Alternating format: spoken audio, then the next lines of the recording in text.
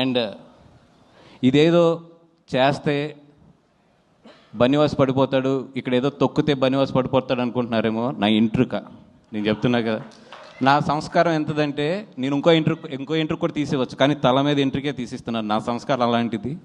ఎందుకంటే నేను అంతకన్నా కూడా ఎక్కువ వీటి గురించి ఆలోచించను. మై జర్నీ ఎప్పుడు కూడా నేను పరిగెడుతూనే ఉంటాను. ఎంతమంది ఏం చేసినా కూడా నేను పరిగెడుతూనే ఉంటాను. ఎందుకంటే పరిగెడతంలోనే నా విన్ అనేది ఉంటుందని నాకు తెలుసు.